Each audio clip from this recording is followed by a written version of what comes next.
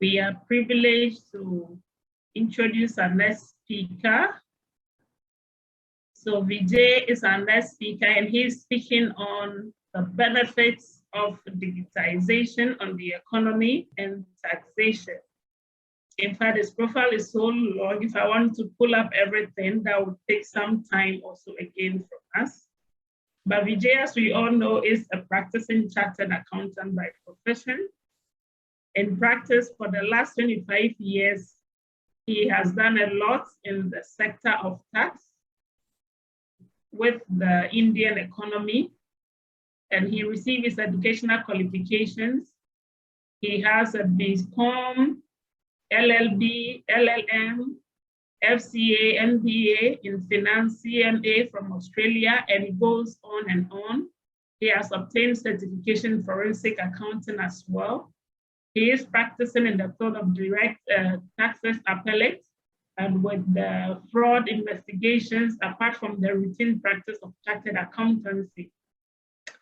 I know also that during this period of the pandemic, he has joined over 450 virtual conferences all over the globe. And he could say he has home in all planets of the world now. He has also been training government auditors through the Indian Audit and Accounts Board on topics like risk management and fraud detection, among others. He's a president of Tax Friends from 2016 to 2018, and the president of the Tax Practitioners Association, just to mention but a few. He has been invited to train the government's supreme auditors from Afghanistan on fraud detection. We are privileged to have you, Vijay Kalamani, and he's speaking to us on the topic, benefits of digitization on the economy and taxation. Vijay, your time starts now, and we'll grant you the opportunity to share your screen. Thank you.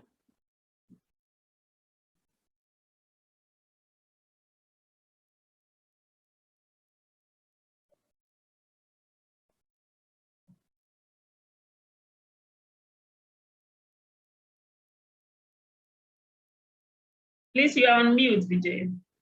Please unmute. Yeah. Now, is it audible now? Yes, we can see your screen. Yeah. My screen is also visible, right? Thank you. Thank you, Baptista, for giving me the opportunity to present my views on this important topic on this forum.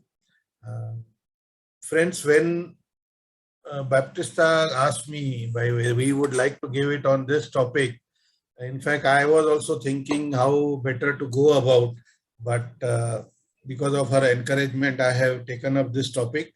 Why this topic was chosen was nowadays, because of the pandemic especially, we have moved more and more to the digital side, and we have been using the digital benefits of digital transactions. And definitely it is seen that the digitization and the digitalization has definitely benefited not only the economy, it has increased the revenue in the taxation part, and definitely that flow, once the economy grows, the governments have enough money to spend on infrastructure, and definitely it is a cycle, it grows, that you spend, you earn, you spend, you earn, you spend. The more you spend, the more the government earns.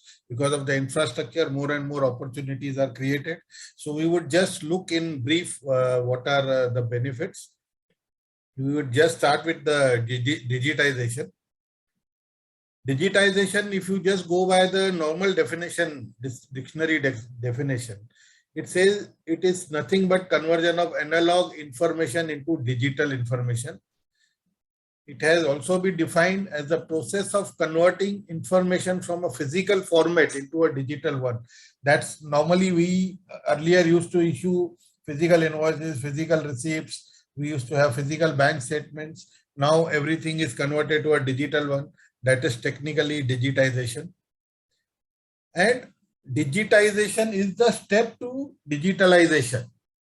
So until we have digitization, we cannot have digitalization. That's why the latter requires the former. Having understood digitalization, we would like to now go to digitalization, the definition. Digitalization is the incorporation of digital technologies into business or social processes. So what we understood earlier was that through digitization, we are converting the physical data to online, but now we incorporate technologies into our business and social processes with the goal of improving them. That would be the digitalization.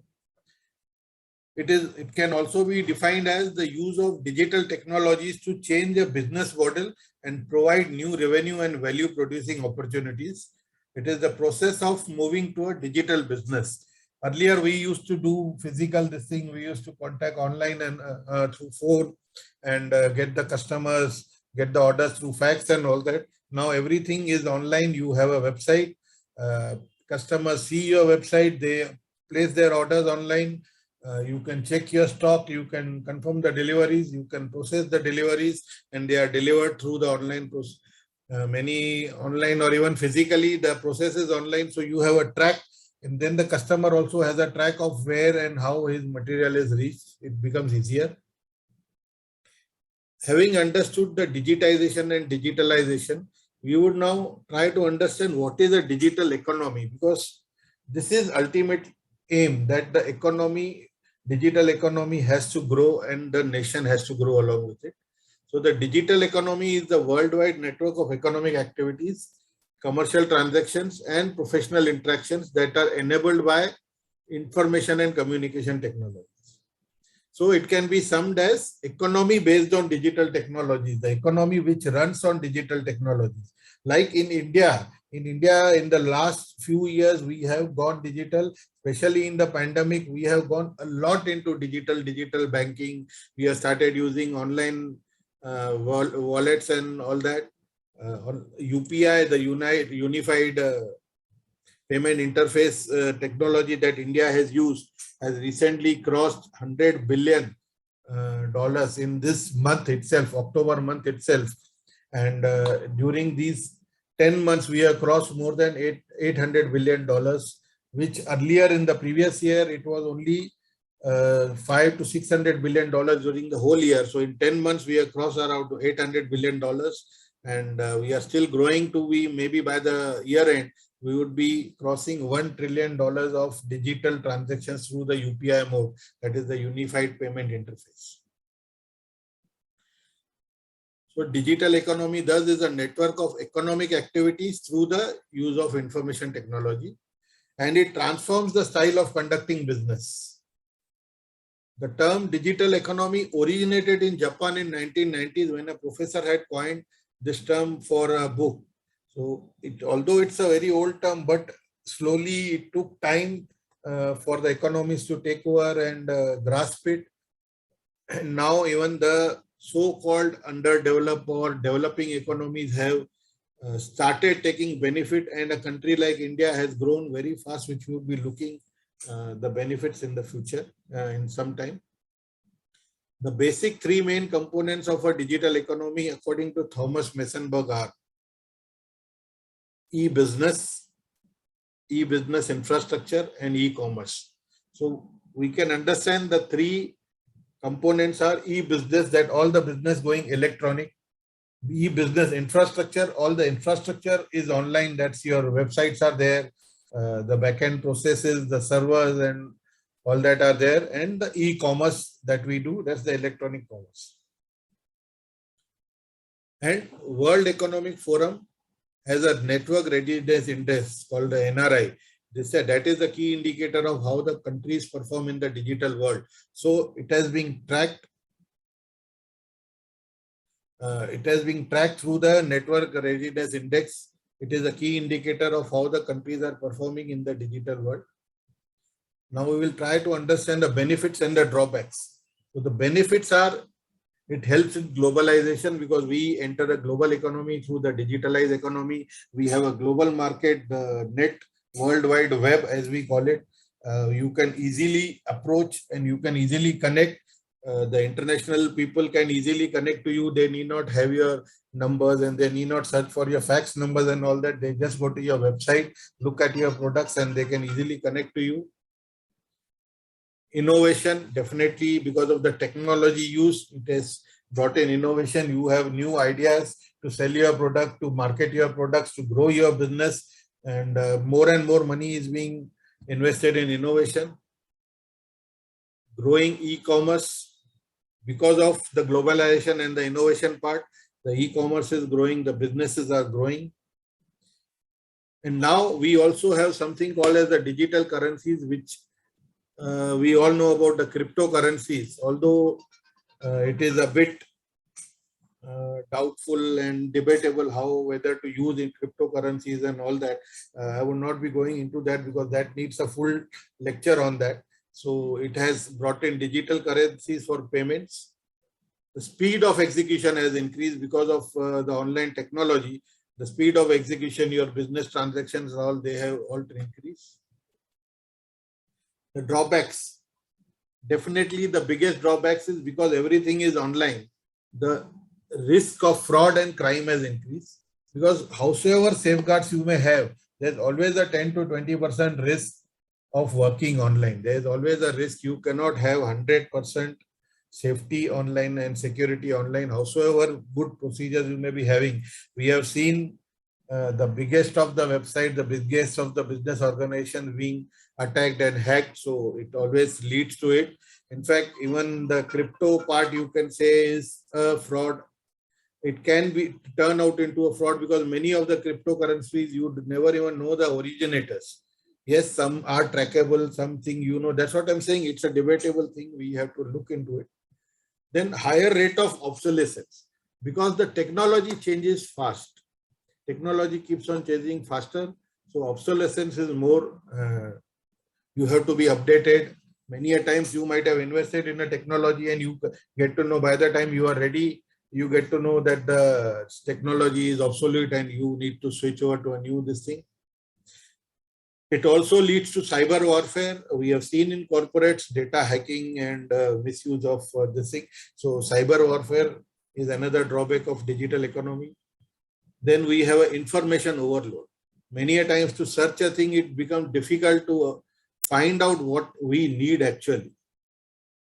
Because if supposing I'm going to Amazon and trying to find a single product, I would see so much of choices. It becomes difficult for us to choose it. So this information overload also can be treated as a drawback, and definitely the online exposure is there, which reduces the mitigation of the risk. And as I said, 15 to 20% risk is always there that you may succumb to a fraud or a crime.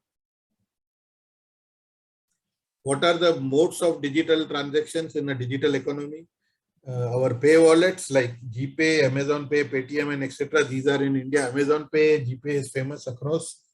And then we have other modes also, PayU Money and Insta Mojo and all that. There are a lot many this thing. You can pay through, transact through the credit or debit cards. In India, we have a lot of transactions through the UPI, that's the Unified Payment Interface. As I earlier also I informed you that we have crossed more than $800 billion of transactions in UPI in this last 10 months itself. And by the year end, we would be crossing 1 trillion transactions. That is a huge amount by Indian standards. So we can imagine how the digital transactions have changed the economy of India. Then you have net banking and online banking. E-commerce websites are there through which you can do businesses like Amazon and Flipkart, and there are a lot many you can do online transactions through these e-commerce websites. So what this ranking, NRI ranking that we understood earlier, according to it, the top 3 performances in the digital economy for technology through technology are Switzerland, Sweden, and Netherlands. Top 3 performance by the number of people, the people who use it is Denmark, Korea, that's the South Korea, and Finland. And the top 3 performance by way of governance, who govern better, are Norway, Denmark, and Netherlands. And the impactful performance of e-digital economy is through Singapore, Switzerland, and Sweden. So they have also brought in a top performance by region. This is the last year's report. This was released in October 21. So Africa trails all regions, especially in the excess of use of information communications technology. As we can see, Africa, it says it is at rank, Mauritius at rank 61, South Africa 76, and Kenya 82. The other countries are much below. In Asia Pacific, Singapore, which is ranked third in the use, third in the NRI rankings. And Sweden, Denmark, and Netherlands are first, second, and fourth. We can move into that. The largest intra-regional variations are in Asia and Pacific, the Arab states, and Africa. Now we just like to see the NRI scores for Africa. 31 countries of Africa have been included in this, excluding the North Africa. 1 high income economy, 3 middle income economies, and 14 lower income economies, and 13 low income economies have been tested over there. Out of these 31, the ranks, it ranks from 61st to Chad at 134. That's the last.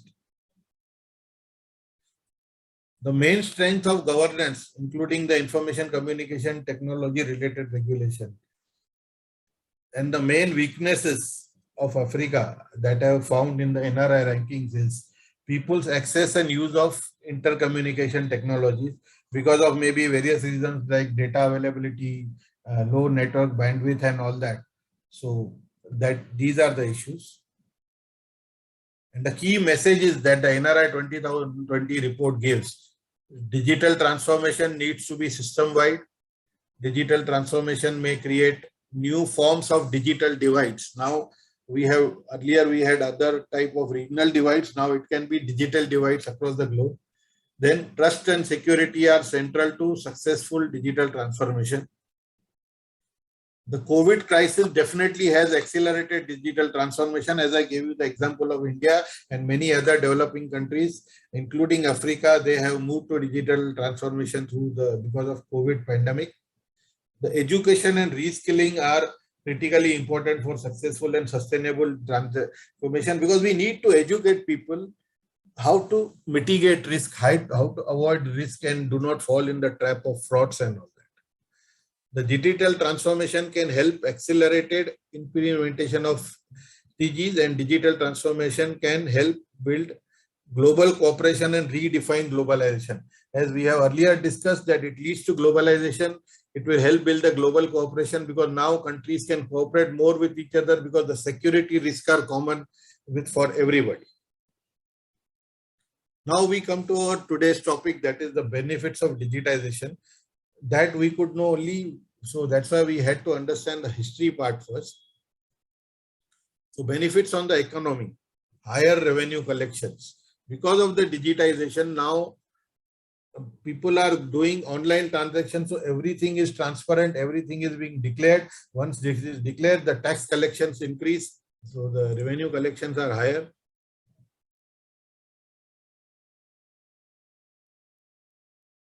Transformation to cashless economy. Sorry, there's a mistake over there. Now we are moving more and more from the cash economy to the cashless, because we are moving online, maybe through your online transactions or through your digital currencies. Most of the business is done online, cashless.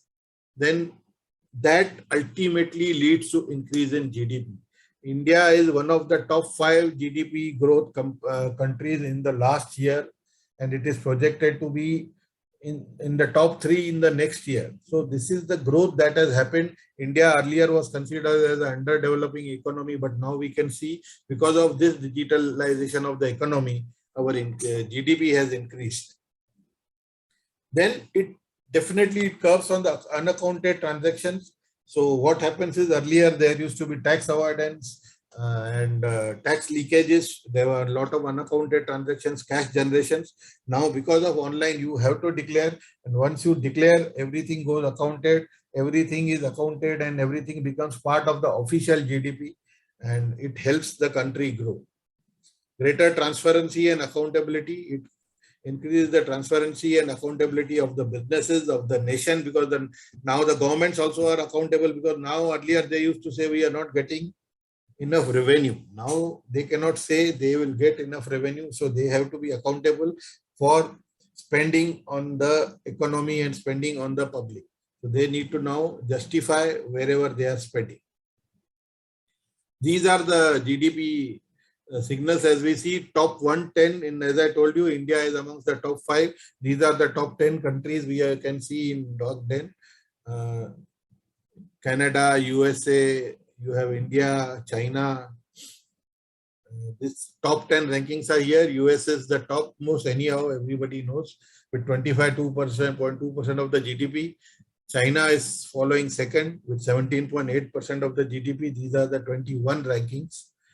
And Japan, Germany, India is stated at 6th. It is stated to grow in the next year. And by purchasing power parity, that was the nominal GDP. Now purchasing power parity, that is the purchasing power of the common person, common citizen. In that also, India is number 3. And we can see it changes a bit. The top 10, even Russia is included now. South American countries are included. These are the countries, China, US, and India are the top 3 countries for the 2 years, and it is likely to remain that way, followed by Japan, Germany, Russia. Indonesia has come in by purchasing power parity. You can imagine a country like Indonesia coming in the top 6, top 7 platform because of purchasing power parity, because of this digitalization. So that is the benefit that we get. And lastly, we come to the benefits on taxations. We have increased tax collections. The collections increase.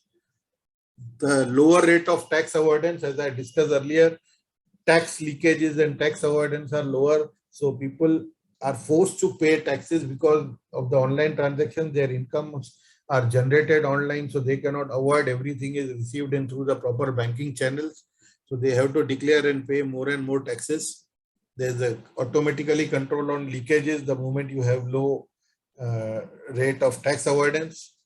The information flow with the government is more. So now they can track and follow up and ensure that the leakages are controlled and recover the money. So the information flow that grows, even now we must have seen that the inter-country information that is going from Switzerland to various countries about the accounts that they are there, which from the various tax havens, in fact, it is coming, accounts which earlier could not be traced. So now the governments have a track that who is having what account and all that, and accordingly they are able to tax them. And definitely faster processing of data because of the use of information technology. So friends, this was a small presentation, and I would once again like to thank Baptista for giving me this opportunity. Thank you very much. Baptista, over to you, please.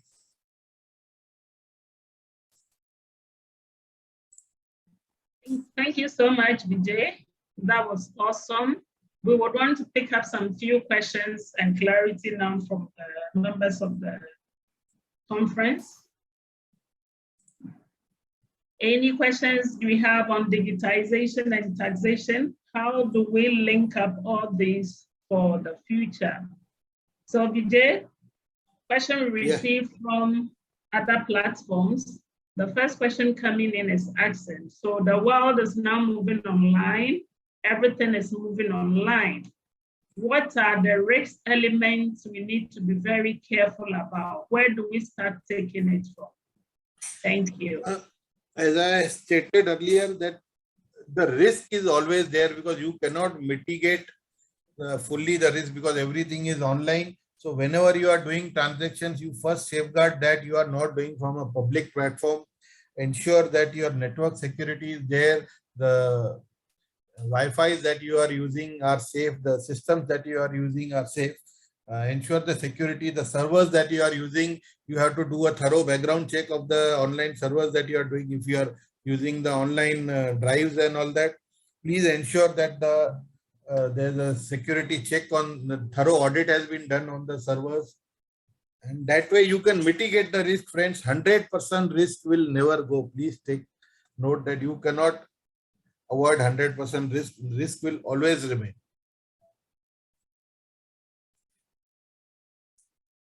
Yes, Baptista, please. Any further questions?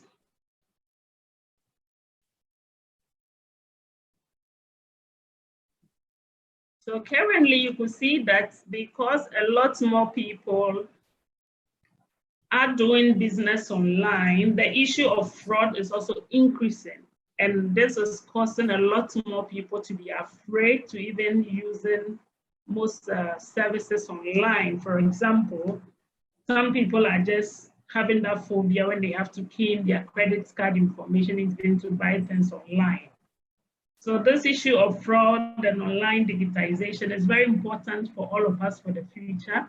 But what are the personal steps we need to start taking individually so that we are sure we are able to prevent issues that could create more challenges than we can envision?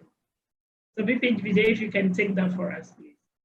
See, the point is in India, we have a good network now. Earlier, there were risk with cards. Now they are issuing, I don't know about how they are going in Africa. In India, they are using chip cards. So once the information is in the chip, wherever you go, you have to input a pin. You can use a Wi-Fi swipe machine. You have to input your pin. Otherwise, you will not be able to swipe your card.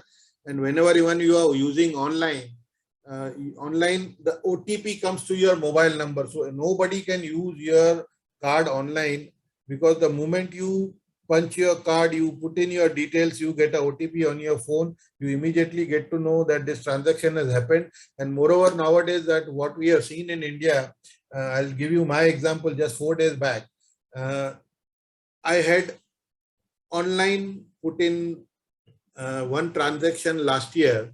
So it just went for auto renewal and it just went out of my mind. So that amount was debited from the US. That's around 6 o'clock in my time, early morning.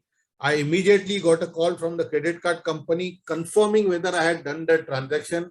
So this is the alertness that's happening. So it is being flagged, some unusual transaction which comes in online. It is being flagged to the credit card company and immediately they are calling for a confirmation, which is a good welcome move. So these are the safeguards, they are there. But again, as I said, 10 to 15% of the risk is always there. You cannot avoid the risk 100%.